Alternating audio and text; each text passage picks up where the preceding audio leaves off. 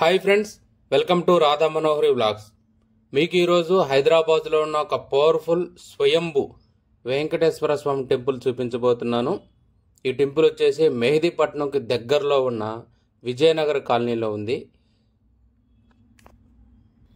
ఇక్కడున్న వెంకటేశ్వర స్వామి మరియు ఆయనకు జరిగే పూజా విధానాలు అన్నీ కూడా తిరుపతి వెంకటేశ్వర స్వామినే పోలి ఉంటాయి.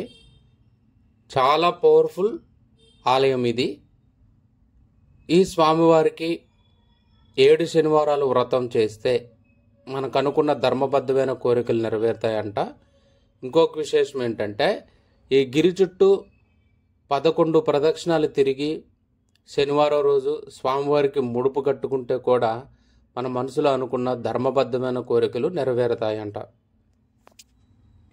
400 సంవత్సరాల క్రితం స్వయంభూగా తనను తానే ప్రకటించుకున్న ఈ వెంకటేశ్వర స్వామి మహిమను మరియు ఆ స్వామివారిని మీకు ఈ వీడియోలో ఫుల్గా మరియు క్లియర్గా చూపిస్తాను, చూడండి. ఇప్పుడు ఈ ఆలయం ఉన్న ప్రదేశం ఒకప్పుడు అడవితో కూడి మరియు కొండ ప్రాంతంగా ఉండేది. ఈ కొండ చుట్టూ కూడా చాలామంది ప్రజలు నివాస స్థలాలు ఏర్పాటు చేసుకొని నివాసాలు ఉండేవాళ్ళంట. వారందరూ కూడా స్వామివారి మహిమను గుర్తించి స్వామివారిని ఈరోజు స్వామివారి ఆలయాన్ని ఇంత అభివృద్ధి చేయటం జరిగింది. చూడండి ఫ్రెండ్స్, చాలా అద్భుతంగా ఉంటుంది ఈ ఆలయం. మీరు చూస్తుంది మొత్తం ఆలయం ఇది. మనం ఆలయంలోకి ప్రవేశించగానే ముందుగా మనకి ఆ మహాగణాధిపతి దర్శనమిస్తాడు ఫ్రెండ్స్. చూడండి, ఈ స్వామివారికి దర్శనం చేసుకొని మనం ఆ స్వామివారికి నమస్కరించుకున్న తర్వాత మనకి హనుమాన్ ఆలయం కనిపిస్తుంది ఫ్రెండ్స్.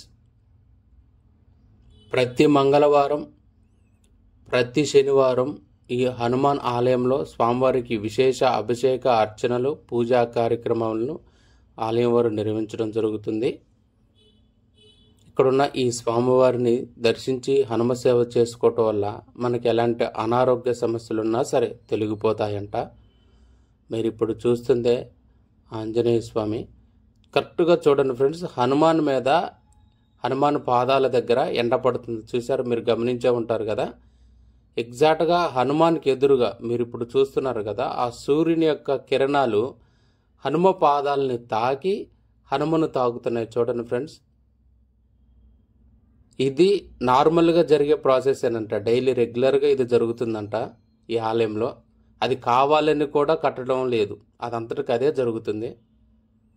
హనుమంతుని ఆలయం వెనక భాగానే మనకి ఎప్పటి నుంచో కొలివే ఉన్న సుబ్రహ్మణ్యేశ్వర స్వామి మరియు నాగపడగలు మనకు దర్శనమిస్తాయి. అవి కూడా చూపిస్తాను చూడండి. ఎగ్జాక్ట్గా ఆంజనేయ స్వామి ఆలయానికి వెనుక భాగంలోనే 2 పెద్ద రావి చెట్లు ఉన్నాయి ఫ్రెండ్స్. కొన్ని వందల సంవత్సరాల నాటి ఈ చెట్లు. ఈ చెట్టు కింద భాగంలో స్వయంభూ సుబ్రహ్మణ్యేశ్వర స్వామి ఉన్నాడు. పుట్ట రూపంలో ఉండేవాడంట ఒకప్పుడు ఇక్కడ. చూడండి ఫ్రెండ్స్, మీరు ఇప్పుడు చూస్తుంది ఆ సుబ్రహ్మణ్యేశ్వర స్వామి. పుట్ట రూపంలో కొలువే ఉన్నాడు స్వయంభూగా ఈ స్వామి. కాలక్రమేణా ఆ పుట్ట కాలగర్భంలో కలిసిపోవడం జరిగింది. నాగశిలలను ప్రతిష్ఠించారు. ఈ స్వామివారి వెనక భాగంలోనే మనకి భక్తులు కట్టిన ముడుపులు కనిపిస్తాయి. ఒకప్పుడు రావి చెట్టుకి కట్టేవాళ్ళంట భక్తులు. ఆలయం వారు ఒక ఇనుపది ఏర్పాటు చేయడం జరిగింది. చూడండి ఫ్రెండ్స్, దీనికి భక్తులు ముడుపు కట్టడం జరుగుతుంది. ఈ ఆలయంలో 11 ప్రదక్షిణాలు ఎవరైతే తిరిగి ముడుపు కడతారో వాళ్ళు తప్పనిసరిగా సుబ్రహ్మణ్యేశ్వర స్వామి వారికి అభిషేకం చేయించుకున్న తర్వాతే ముడుపు కట్టాలంట. ఈ ఆలయంలో ఉన్న రూల్ అది. మీరు ఇప్పుడు చూస్తుంది యజ్ఞగుండం ఫ్రెండ్స్ ఇది. ఇప్పుడు మనం ఈ ఆలయంలో కొలువు తీరున్న ఆ శివుణ్ణి, ఆ దేవాది దేవుణ్ణి దర్శించుకోవడానికి వెళ్దాం ఫ్రెండ్స్. ఇక్కడ మహాదేవుడు రాజరాజేశ్వరుడుగా కొలువై ఉన్నాడు. చాలా పవర్ఫుల్. ప్రతి సోమవారం కూడా ఈ స్వామివారికి విశేషమైన అభిషేకములు, అర్చనలు, మహాశివరాత్రి కార్యక్రమం మరియు కార్తీక మాసంలో అంగరంగ వైభవంగా ఇక్కడ ఈ స్వామివారికి పూజలు నిర్వహించడం జరుగుతుంది. వేలాది మంది భక్తులు కూడా కార్తీక మాసంలో ఈ స్వామివారిని దర్శించుకుంటారంట. ప్రతి సోమవారం అభిషేక అర్చనలు జరుగుతాయి. వందలాది మంది భక్తులు వచ్చి స్వామివారిని దర్శించుకుంటారు. ఈ అమ్మవారు రాజరాజేశ్వరి మాత. శివాలయం పక్కనే జగన్మాత ఆలయం కొలువు తీరుంది ఫ్రెండ్స్. చూడండి, ఈ స్వామివారి ఆలయంలో ఉత్తర ద్వారానికి ప్రవేశ మార్గానికి పక్కనే మనకి మహాగణాధిపతి దర్శనమిస్తాడు. ఈ స్వామివారికి 3 ప్రదక్షిణలు తిరిగిన తర్వాత భక్తులందరూ కూడా ఉత్తర ద్వారంలోకి వెళ్తారంట.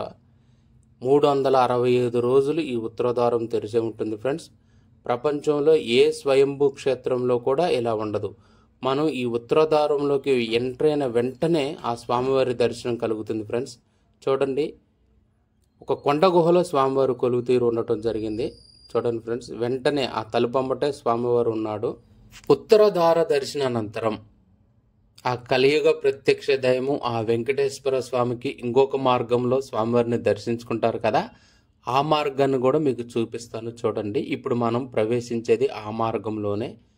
2 పెద్ద కొండల మధ్య ఉన్న గుహలో స్వామివారు కొలువు తీరు ఉండటం జరిగింది ఫ్రెండ్స్. చూడండి ఎంత ఇరుకుగా ఉందో ఈ మార్గం. ఇక్కడ తన జీవితాంతం ఈ స్వామివారికి సేవ చేసుకున్న పూజారి గారి పటం ఇది. 80 సంవత్సరములు ఈ స్వామివారికి పూజారిగా చేశారు. మీరు ఇప్పుడు చూస్తున్న ఈ వ్యక్తి 2 కొండ గుహల మధ్య కొలువే ఉన్న ఆ స్వయంభూ వెంకటేశ్వర స్వామిని దర్శించుకోవటానికన్నా ముందు మనం ఇక్కడ కొలువుదీరున్న ఈ పద్మావతి దేవిని దర్శించుకోవాలి ఫ్రెండ్స్. అమ్మవారి దర్శనానంతరం కూడా స్వామివారిని దర్శించుకోవటం జరుగుతుంది.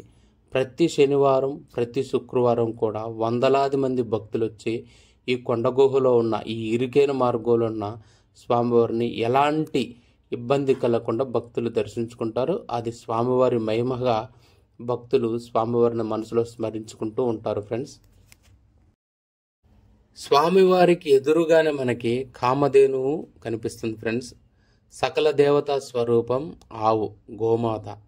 ఈ స్వామివారి ఆజ్ఞ ప్రకారం చేతనే స్వామివారికి ఎదురుగానే ఈ కామధేవును ఆలయ సిబ్బంది చిత్రీకరించడం జరిగింది. మీరు ఇప్పుడు చూస్తుంది ఫ్రెండ్స్ ఉత్తర ద్వార దర్శనం. ఈ స్వామివారి దర్శనం ఉత్తర ద్వారం గుండా వస్తే తొందరగా జరుగుతుంది ఫ్రెండ్స్. చూడండి ఫ్రెండ్స్, అఖిలాండ కోటి బ్రహ్మాండ నాయకుడు, కలియుగ ప్రత్యక్ష దైవం బొర్రస్వామి, నామాల దేవుడు. మీరు చూస్తుంది ఆ కలియుగ ప్రత్యక్ష దైవం స్వయంభు వెంకటేశ్వర స్వామివారిని.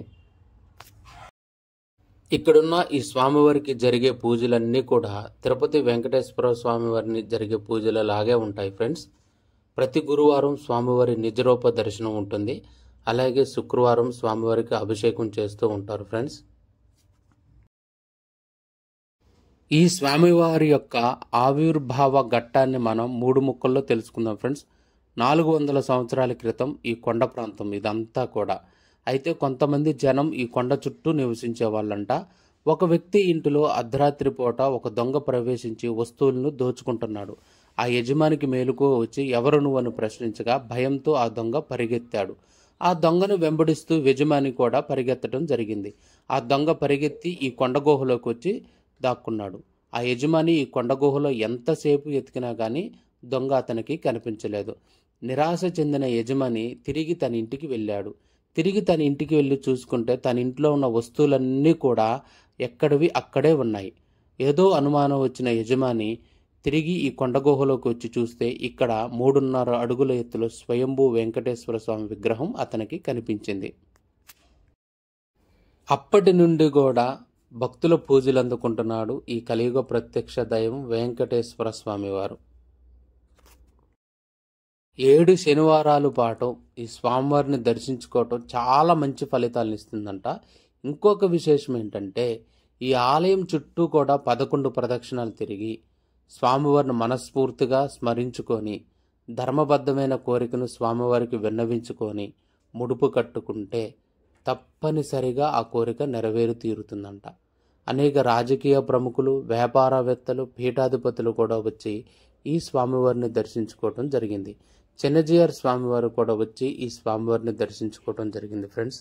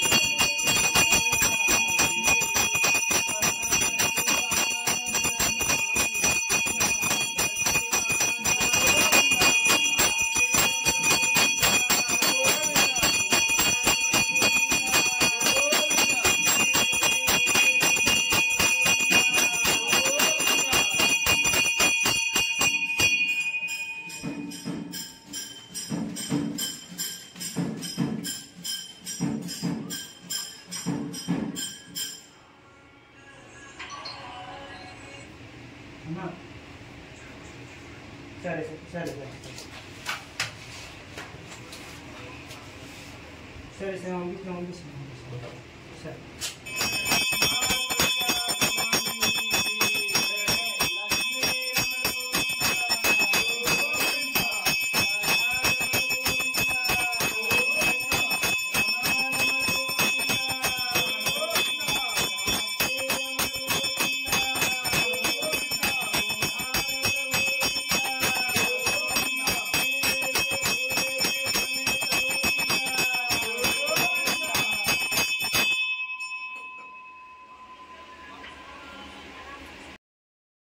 పంతొమ్మిది వందల 1960 సంవత్సరం నుంచి కూడా ఈ ఆలయం యొక్క అభివృద్ధి పనులు వేగవంతం అయ్యాయి.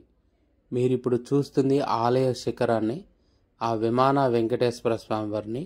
స్వామివారి ఆలయ శిఖర దర్శనం కూడా చాలా శ్రేష్టమైనదంట ఫ్రెండ్స్.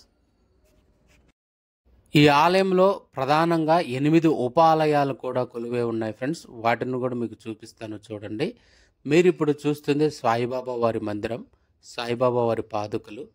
ప్రతి గురువారం ఈ స్వామివారికి విశేషమైన అభిషేక అలంకరణలు జరుగుతాయి. వందలాది మంది భక్తులు వచ్చి ఈ స్వామివారిని దర్శించుకోవటం జరుగుతుంది. ఇంకొక విశేషం ఏంటంటే గురు పౌర్ణిమ చాలా ఘనంగా నిర్వహిస్తారంట ఈ ఆలయంలో. ఒక కొండ ప్రాంతంలో కొలువై ఉన్న ఈ ఆలయం యొక్క వ్యూ ఫ్రెండ్స్ మీరు ఇప్పుడు చూసేది. చాలా ప్రశాంతమైన వాతావరణంలో ఈ ఆలయం కొలువు తీరుంది. ఈ ఆలయంలో ధ్యానం చాలా బాగా కుదురుతుంది ఫ్రెండ్స్. చాలా పాజిటివ్ వైబ్స్ ఉన్నాయి. స్వామివారి శ్రావణ నక్షత్రం స్వామివారి జన్మ నక్షత్రం ఫ్రెండ్స్. ప్రతి శ్రావణ నక్షత్రం రోజున స్వామివారికి కళ్యాణం చేయటం జరుగుతుంది. మీరు ఇప్పుడు చూస్తుంది కళ్యాణ మండపాన్ని ఫ్రెండ్స్. ఉత్తర ద్వార దర్శనం పక్కన మనకి అయ్యప్ప స్వామి దేవాలయానికి మార్గం కనిపిస్తుంది ఫ్రెండ్స్. చూడండి, మనం ఇప్పుడు అయ్యప్ప స్వామి వారిని కూడా దర్శించుకుందామండి. ఈ అయ్యప్ప స్వామి ఆలయంలో ప్రతి ఏడాది డిసెంబర్ నెలలో వచ్చే 2వ ఆదివారం రోజున ధన్వంతరి పూజ నిర్వహిస్తారు ఫ్రెండ్స్. ఆ పూజలో పాల్గొంటే మనకున్న అనారోగ్య సమస్యలన్నీ తొలగిపోయి మంచి జరుగుతుందంట.